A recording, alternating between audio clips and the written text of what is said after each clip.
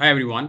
तो आज बात करेंगे ओलेक्ट्रा ग्रीन टेक लिमिटेड की। ग्रीन टेक इस कंपनी को इसलिए बोलते हैं क्योंकि ये एक इलेक्ट्रॉनिक व्हीकल बनाती है कंपनी, और इसके बारे में डिटेल में डिस्कस करेंगे। मैं आपको इसके फाइनेंशियल फंडामेंटल्स सब बताऊंगा। काफी पॉपुलर स्टॉक है ये, ऑलमोस्ट काफी लोगों के पोर्टफोलियो में अब ये स्टॉक ऑलमोस्ट पहुंच चुका है। काफी बात होती है इसके बारे में, इलेक्ट्रॉनिक व्हीकल की बात करते हैं तो ये काफी फेमस स्टॉक है। मैं आपको डिटेल में इसके फंडामेंटल समझाऊंगा और आप प्लीज उसको एंड तक देखना। क्लियर रीजन ये है कि मैंने काफी लोगों को देखा है कि वो स्टॉक तो अच्छा बाय करते हैं लेकिन बाद में पैसा बनाते हैं और पैसा लूज भी कर देते हैं। तो पैसा लूज इसलिए कर देते हैं क्योंकि अगर फॉर एग्जांपल आपने कोई स्टॉक आज खरीदा और वो 20% बढ़ गया और कल अगर वो स्टॉक मार्केट सेंटीमेंट्स की वजह से 40% गिर गया दोबारा से, तो प्रॉब्लम ये होती है कि 40% गिरने के बाद आप पैनिक में सेल कर देते हो क्योंकि आपको फंडामेंटल्स नहीं पता होते, आप कंपनी को होल्ड नहीं कर पाते हो, आपको कन्विक्शन नहीं आती है। तो कन्विक्शन आनी बहुत जरूरी है, इसलिए मैं अपनी सभी वीडियोस के अंदर बार बार आपसे कहता हूँ कि फंडामेंटल्स को समझो अगर आपको इन्वेस्टमेंट में अच्छा पैसा बनाना है। और पैसा इन्वेस्टमेंट से ही बनता है, ट्रेडिंग के अंदर तो पैसा लूज हो जाता है मोस्टली लोगों का। तो आगे बढ़ते हैं और इस कंपनी के बारे में डिटेल में आपको बताता हूँ। तो ये कंपनी इलेक्ट्रॉनिक व्हीकल्स मतलब इलेक्ट्रॉनिक बसेस बनाती है और इलेक्ट्रॉनिक ट्रक्स जिसको टिपर्स कहते हैं लोग, वो बनाती है। और ये लीडिंग मैन्युफैक्चरर है इंडिया के अंदर जो इलेक्ट्रॉनिक बसेस बनाती है। अभी 2017 में ये इनकॉर्पोरेट हुई थी और 7 साल से ज्यादा का इनको एक्सपीरियंस है इस इंडस्ट्री के अंदर। और ये वैरायटी की बसेस बनाते हैं, 7 मीटर 12 मीटर की बसेस बनाते हैं। इन्होंने भी कैपेसिटी अपनी एक्सपैंड करी है, अपना एक्सपेंशन किया है जिसमें इलेक्ट्रिक ट्रक्स बनाएंगे। कंपनी की मैन्युफैक्चरिंग फैसिलिटी जो है वो हैदराबाद में है और उसकी जो मैन्युफैक्चरिंग कैपेसिटी है पर ईयर की वो 1500 यूनिट्स की है। और ये इंडिया की लार्जेस्ट मैन्युफैक्चरर रही है 2023 के अंदर जो इन्होंने बसेस बनाई हैं। और न्यू प्लांट लगा रहे हैं, ग्रीन फील्ड प्लांट जिसको ये कह रहे हैं, और 5000 यूनिट्स पर ईयर का वो प्लांट लगेगा और जिसको ये स्केल करेंगे अप टू 10,000 यूनिट्स तक। तो मतलब काफी बड़ा कंपनी का एक्सपेंशन प्लान है जिसकी वजह से इसकी डिमांड इस स्टॉक की काफी ज्यादा हो गई है, काफी पॉपुलर हो गया उस चक्कर में। ये इनके कुछ एग्जाम्पल्स हैं जो इन्होंने स्क्रीन पे दिए हुए हैं जो ये बनाते हैं। ये वैरायटी की 7 इनके बसेस के डिजाइन हैंगे और ये एक जो इन्होंने ये ट्रक यहाँ पे एक फोटो लगाया हुआ है, और ऐसे ही इन्होंने बताया कि और भी ट्रक्स ये बनाएंगे आने वाले सालों में, मॉडल्स को एक्सपैंड करेंगे अपने। और ये आप इनकी ऑर्डर्स की ट्रेजेक्टरी देख सकते हैं जो कि हमें अप स्केल में जा रही है। कंपनी के पास ऑर्डर्स बढ़ते ही जा रहे हैं। और मैंने इनकी जो कॉन कॉल है वो डिटेल में स्टडी करी है, मैं आपको इनकी कॉन कॉल दिखाता हूँ एक बारी। उससे पहले आप ये समझ लो कि जो मार्केट जो है इस इलेक्ट्रॉनिक बसेस की वो काफी बड़ी है, जो पेनिट्रेशन है वो काफी ज्यादा है। चाइना के अंदर आप देखेंगे 26% पेनिट्रेशन है। इसका मतलब ये है कि जो बसेस वहां पर अब यूज हो रही हैं वो सारी इलेक्ट्रॉनिक बसेस यूज हो रही हैं, क्योंकि चाइना में पॉपुलेशन और पॉल्यूशन दोनों ही ज्यादा है। इंडिया में भी पॉपुलेशन ज्यादा है और पॉल्यूशन भी काफी ज्यादा है, तो इंडिया को भी काफी ज्यादा जरूरत है। इसलिए आपने नोटिस किया होगा इंडिया के अंदर भी इलेक्ट्रॉनिक बसेस की डिमांड बढ़ रही है। तो यही रीजन है, कंपनी एक्सपेंशन कर रही है। कंपनी को पता है कि फ्यूचर के अंदर डिमांड है, इसलिए वो प्लांट को इंक्रीज कर रही है। तो ये कंपनी की कॉन कॉल है जो भी मई मंथ के अंदर हुई थी और एकदम लेटेस्ट कॉन कॉल है ये। ठीक है, इसको मैंने डिटेल में स्टडी किया है, मैं आपको बताता हूँ उसमें इंपॉर्टेंट पॉइंट्स क्या है जो आपको पता होनी चाहिए। ठीक है, कंपनी ने अभी इस साल 31 मार्च तक पूरे साल में 1100 बसेस डिलीवर करी हैं। और कंपनी का कहना है कि पहले प्रॉब्लम ये थी कि पहले डिमांड नहीं थी और सप्लाई ज्यादा थी, लेकिन अब ऐसा हो गया है कि डिमांड ज्यादा हो गई है और सप्लाई कम हो गई है। तो जो डिमांड है वो एक्सप्लोड कर रही है, काफी ज्यादा डिमांड इनकी बढ़ गई है। इलेक्ट्रॉनिक बसेस की काफी ज्यादा इनके पास में रिक्वेस्ट आ रही है। और कंपनी के पास में जो अभी ऑर्डर्स है जो इनको कंप्लीट करने हैं वो है 3394। ठीक है, ये 563 बसेस ऑलरेडी मार्च मंथ में तक ये डिलीवर कर चुके हैं। इनको अभी इतने 3000 ऑर्डर्स इनको अभी भी बसेस बना करके इनको आगे डिलीवर करनी है, तो इनके ऑर्डर बुक काफी स्ट्रांग है अभी भी।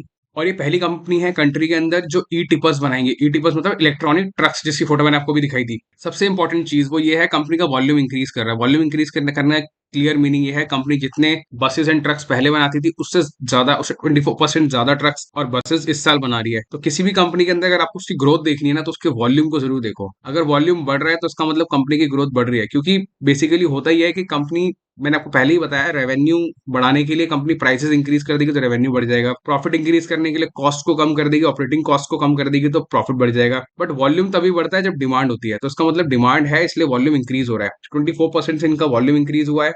इन्होंने 3 न्यू कस्टमर्स ऐड किए अपने पोर्टफोलियो के अंदर, उनके नाम इन्होंने मेंशन किए हैं, वो 3 न्यू कस्टमर्स जो हैं। तो ये काफी अच्छी बात है, इनको न्यू न्यू कस्टमर्स ऐड हो रहे हैं हर क्वार्टर के अंदर। कंपनी का जो रेवेन्यू है 94% से बढ़ा है। 585 करोड़ इन्होंने पिछले साल किया था, 1134 करोड़ इन्होंने इस साल किया है। इनका प्रॉफिट आफ्टर टैक्स जो है वो 98% से बढ़ा है। काफी स्ट्रॉन्ग टॉप लाइन और बॉटम लाइन है कंपनी का। तो बेसिकली अम्बिक फिनकैप के जो रिप्रेजेंटेटिव थे निशित शाह, उन्होंने क्वेश्चन पूछा कंपनी से कि आपकी कैपेसिटी जो एक्सपेंशन है 5000 बसेस का वो कब तक हो जाएगा।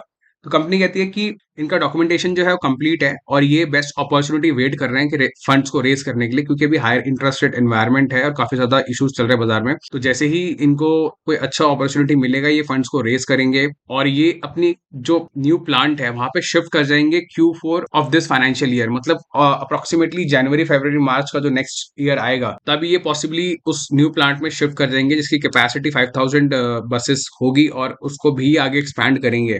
तो ये काफी अच्छा एक इंपॉर्टेंट पॉइंट है यहाँ पे नोट करने के लिए। कंपनी अपनी कैपेसिटी को इनहांस कर रही है, ऑलमोस्ट डबल से भी ज्यादा कर रही है। इसका मतलब कंपनी ने कुछ तो ऐसी रिसर्च करी होगी जो कंपनी इतना पैसा मार्केट में खर्च कर रही है अपनी कैपेसिटी को बढ़ाने के लिए। और कंपनी ने अपने न्यू प्रोडक्ट पोर्टफोलियो जैसे बताया मैंने आपको, इलेक्ट्रॉनिक ट्रक्स बनाते हैं, वो एक नया एक सेगमेंट इन्होंने इसी साल ऐड किया है और कंपनी ने बताया कि ये उसमें भी नए नए मॉडल्स को ऐड करेंगे। तो अभी इनका फोकस जो है वो बसेस और ट्रक्स के ऊपर ही है, इनका बसेस इलेक्ट्रॉनिक कार्स के ऊपर नहीं है। और कंपनी अपनी कैपेसिटी को जो इनहांस करेगी वो 2.5 टू 3x जो ये मैन्युफैक्चर अभी करते हैं उसके अंदर जो ये फ्यूचर में जो ग्रोथ दिखा रहे हैं वो 2.5 टू 3x है, which is a huge number company is expecting, क्योंकि इनके पास में काफी सारे ऑर्डर्स भी आ रहे हैं और जो इनके ट्रायल्स हैं टिपर्स के वो काफी अच्छे जा रहे हैं, सक्सेसफुल ट्रायल्स जा रहे हैं इनके। और इनको उम्मीद है कि इनको 1200 से 1500 टिपर्स का ऑर्डर मिलेगा इस साल। अब वो मिलेगा क्यों? क्योंकि क्योंकि कंपनी जो है ना बेसिकली इनको इनको इनको रिक्वेस्ट फॉर प्रपोजल्स आते रहते हैं जिसको RFP कहते हैं। तो RFP से इनको आइडिया हो जाता है कि मार्केट में डिमांड क्या चल रही है, अभी कितनी डिमांड है, कितने लोग उसके अंदर इनको ऑर्डर्स देंगे तो क्यों ऑर्डर देंगे, क्या उनकी डिमांड है, क्या ये फुलफिल कर सकते हैं। तो वो सारी बेसिस पे कंपनी ये सब कमेंट्री करती है, ऐसे हवा में नहीं करती है। तो ये चीज आपको समझनी चाहिए यहाँ पे। और जैसे मैंने आपको ऑर्डर्स बताया, ऑर्डर्स हैं इनके पास, बट इन्होंने जो अभी टेंडरिंग करी हुई है ऑलमोस्ट 10,000 बसेस की टेंडरिंग इन्होंने करी हुई है, जिसमें से MRSTC इनके पास में 5,150 बसेस का इन्होंने ऑर्डर्स वहां बिड किया हुआ है। अब वो ऑर्डर इनको मिलेगा नहीं मिलेगा वो एक सेकंड बात है, वो नेक्स्ट क्वार्टर में पता चलेगा इनकी अगली कॉन कॉल में, या कंपनी वो चीज न्यूज में डाल देगी तो वहां से पता लग जाएगा। But good thing is that कि मार्केट में इलेक्ट्रॉनिक बसेस की डिमांड है और 10,000 बसेस की डिमांड के अंदर ये लोग टेंडरिंग कर रहे हैं। और एक बड़ी अच्छी बात यह है कि गवर्नमेंट भी सपोर्ट कर रही है इस प्रोग्राम को, वो इसीलिए क्योंकि गवर्नमेंट काफी सारी सिटीज को स्मार्ट सिटी बना रही है। तो सेम एक एग्जांपल है पुणे स्मार्ट सिटी कॉप्स का जो दिया हुआ है, तो जिसकी वजह से इनकी बसेस की डिमांड पुणे में अच्छी रही है, विच इज गुड, जहाँ पे डीजल और CNG बसेस को हटा करके अब इलेक्ट्रॉनिक बसेस लाई जा रही हैं। और एक बड़ी इंपॉर्टेंट चीज ये है जो हाइड्रोजन है वो काफी नेसेंट स्टेज में है, क्योंकि हाइड्रोजन के बारे में भी काफी बातें होती है। आप लोगों के दिमाग में भी क्वेश्चन आएगा कि अगर इलेक्ट्रॉनिक बसेस से फोकस हटके हाइड्रोजन की तरफ चला गया तो फिर हाइड्रोजन फ्यूल वाली बसेस का क्या होगा। तो डेफिनेटली ये कंपनी उस पर भी काम कर रही है, ये उसको भी टेस्ट कर रहे हैं और काफी नेसेंट स्टेज में, काफी स्टार्टिंग में है वो अभी। But good thing is that कि कंपनी उस टेक्नोलॉजी को भी टेस्ट कर रही है और अगर वो सक्सेसफुल रहेगा, उसकी डिमांड रहेगी, तो ये कंपनी ओलेक्ट्रा उसमें भी काम करेगी। So this is actually very good कि कंपनी फ्यूचर रेडी होती जा रही है और फ्यूचर को देखते हुए उस पर काम कर रही है। तो इनकी कॉन कॉल के जो इंपॉर्टेंट पॉइंट्स थे वो मैंने आपके साथ शेयर कर दिए जो आपको पता होने चाहिए इस कंपनी के अंदर। और मैं आपको इसके फाइनेंशियल्स भी दिखाता हूँ एक बारी, और इसके PE रेशियो, इसके प्राइस और चार्ट भी दिखाता हूँ। तो ये है इलेक्ट्रॉनिक ग्रीन टेक के फंडामेंटल्स। और मार्केट कैप कंपनी की 6,000 करोड़ की है, तो ऑलमोस्ट ये अभी भी स्मॉल कैप कंपनी है। एक कंपनी का जो PE है वो 96 का है, PE बहुत ज्यादा है 96 का। बट 96 का PE इसीलिए क्योंकि जिस हिसाब से कंपनी की डिमांड है प्रोडक्ट्स की, जिस हिसाब से इनका फ्यूचर है, क्योंकि मार्केट हमेशा फ्यूचर को डिस्काउंट करके चलता है और फ्यूचर को डिस्काउंट करने के अंदर मार्केट का सिंपल एक रीजन ये होता है कि आज अगर पैसा लगाएंगे तो कोई बात नहीं, 2 साल 3 साल में तो बन ही जाएगा और अच्छा बनेगा, क्योंकि कंपनी जो है अपनी कैपेसिटी को 2x 3x कर रही है, कंपनी अलग अलग सेगमेंट्स को टेस्ट कर रही है। उसी रीजन की वजह से इसका PE बहुत ज्यादा है, इसका डिमांड बहुत ज्यादा है स्टॉक की। और हाई ग्रोथ कंपनीज की जो PE है वो आपको ऐसे ही मिलेंगे, क्योंकि वहां पे लोग बाइंग बहुत ज्यादा करते हैं स्टॉक की, स्टॉक थोड़ा सा नीचे आता है वहां बाइंग हो जाती है। ROCE जो है वो 13.3% का है, रिटर्न ऑन इक्विटी 8.11% का है।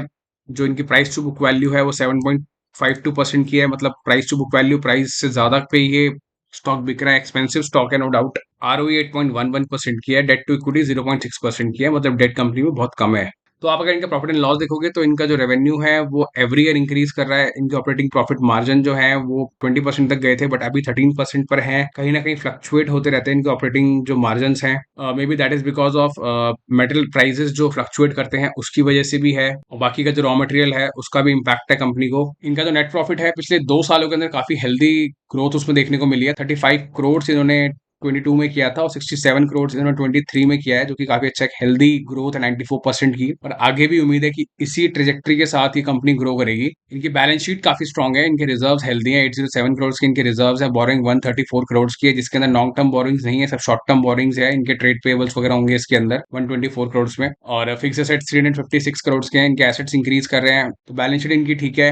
इनकी शेयर होल्डिंग पैटर्न जो है 50% होल्डिंग जो है वो प्रमोटर्स के पास है अभी, ठीक है। प्रमोटर्स ने कुछ स्टेक अपना सेल किया है लास्ट 2 सालों के अंदर। जो एफ आई आईज हैं उनकी काफी अच्छी कन्विक्शन है इसमें, देख रहे हो आप। पिछले 2021 तक 3% का स्टेक था, उसके बाद उन्होंने बढ़ाया 9% तक किया, और अभी भी जो है 9% पर ही है ऑलमोस्ट। तो काफी हेल्दी कन्विक्शन है एफ आई की। और अगर डी आई एस की बात करें तो डी आई एस की ज्यादा कन्विक्शन नहीं है, 0.11% ही है डी आई एस का स्टेक इसके अंदर। और पब्लिक का जो स्टेक है वो 40% का है, लेकिन पब्लिक में भी आप देखेंगे तो काफी सारे एच एन आई लोग हैं उसमें, जैसे कि गोल्डस्टोन पावर लिमिटेड और चार्टर्ड फाइनेंस लीजिंग। तो ये एच एन आई कैटेगरी के लोग हैं जिनका स्टेक है इस कंपनी के अंदर। तो इनकी होल्डिंग्स हेल्दी हैं, कंपनी की जो बैलेंस शीट है वो थोड़ी हेल्दी है। और तो मैं अगर आपको इसका चार्ट दिखाऊं तो चार्ट में आप बेसिकली नोटिस करो कि जो प्राइस था वो काफी ज्यादा स्पीड से ऊपर गया है, क्योंकि जैसे कंपनी के ऑर्डर्स बढ़ने शुरू हुए, आपने यहाँ नोटिस किया होगा इनके प्रॉफिट एंड लॉस के अंदर यहाँ तक ये लॉस कर रहे थे, तो प्राइस में इतनी डिमांड नहीं थी। लेकिन जैसे ही कंपनी प्रॉफिटेबल हुई, प्रॉफिटेबल होते ही प्राइस आप देख रहे हो कैसे इंक्रीज हुआ है। 1239% से प्राइस इंक्रीज हो गया, मतलब 1200% से ज्यादा से प्राइस इंक्रीज हुआ। और उसके बाद में एक चीज आप नोटिस करो कि मार्केट सेंटीमेंट्स खराब हुए, मार्केट सेंटीमेंट्स खराब होने के बाद प्राइस नीचे आया, और फिर और नीचे आते आते प्राइस ने 400 का बॉटम बनाया।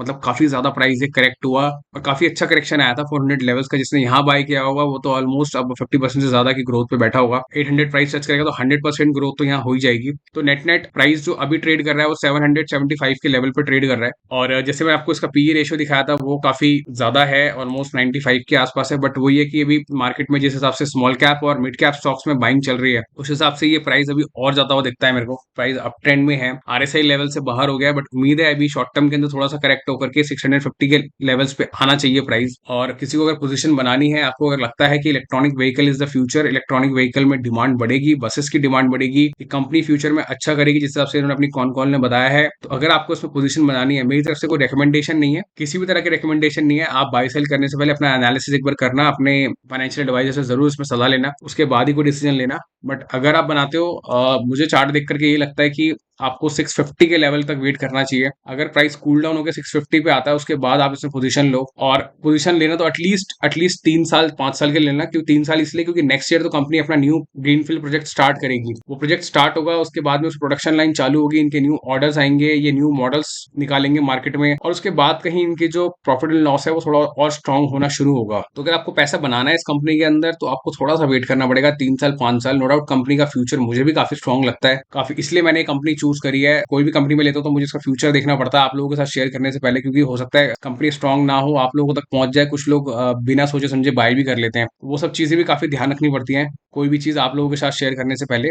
मुझे कंपनी थोड़ी सी स्ट्रांग लगती है, मुझे लगता है कि फ्यूचर में ये अच्छा करेंगे, क्योंकि ये अभी इंडिया की लीडिंग मैन्युफैक्चरर है इलेक्ट्रॉनिक व्हीकल्स की। कोई न्यू प्लेयर भी अगर इसमें ऐड होता है ना, 2 3 4 5 प्लेयर भी अगर इसमें ऐड हो जाएंगे तो कोई ज्यादा फर्क नहीं पड़ेगा, क्योंकि हमारी कंट्री बहुत बड़ी है और डिमांड बहुत ज्यादा होने वाली है आने वाले सालों में। बट वो आने वाले सालों में होगी। अभी जैसे 10,000 बसेस का इनके पास में ऑर्डर है, तो उसमें से कितने ऑर्डर्स इनको मिलेंगे, कितने कॉम्पिटिटर को मिलेंगे, फ्यूचर में कितनी डिमांड रहती है, वो सारी चीजें अगर हम देखें तो वो सारी चीजों को देखने के बाद लगता यही है कि फ्यूचर अच्छा है। बट स्टिल फ्यूचर के साथ साथ पेशेंस बहुत टेस्ट करेगा ये स्टॉक, हमें वेट बहुत करना पड़ेगा, क्योंकि अभी यहाँ से कोई अगर एंटर होगा तो उसको ऑफकोर्स यहाँ पे थोड़ा एक मार्जिन ऑफ सेफ्टी तो है कि स्टॉक ऊपर जाएगा, और नीचे भी आएगा तो मुझे नहीं लगता कि इस लेवल से नीचे आना चाहिए, क्योंकि यहाँ पर पिछले 2 3 महीने से ये आप देख रहे हो इसने एक अच्छा बॉटम फॉर्म कर लिया है। और मार्केट सेंटीमेंट्स को देखते हुए उम्मीद है कि आने वाले सालों में जो बुल रन की उम्मीद लगाई जा रही है, उस हिसाब से ये कंपनीज जो हाई ग्रोथ कंपनीज हैं, प्रॉफिट मेकिंग कंपनीज हैं, इनके नंबर्स को देखते हुए इनके जो स्टॉक प्राइसेस हैं वो अच्छा परफॉर्म करेंगे। बट स्टिल ये एक मैं आपको फ्यूचर नंबर्स तो गाइड नहीं कर सकता कि क्या रहेंगे, बट स्टिल आपको लॉन्ग टर्म पर्सपेक्टिव से ही किसी किसी स्टॉक को बाय करना चाहिए। शॉर्ट टर्म के लिए अगर आप सोच रहे हैं आप स्विंग ट्रेड करके निकल जाएंगे तो बिल्कुल मत एंटर होना। ऐसा ना हो प्राइस और नीचे आ जाए और आप इसमें कहीं फंस जाओ, ठीक है। लॉन्ग टर्म के लिए अगर आप हो तो ऑफकोर्स वो धीरे धीरे करके ऊपर तो जाएगा ही। प्राइस अगर 400 से 800 पे आ गया तो डेफिनेटली दोबारा नीचे आने पे 800 पे चला जाएगा, वो कोई बड़ी प्रॉब्लम नहीं है। तो आप फ्यूचर को देखते हुए ही इसको बाय करो,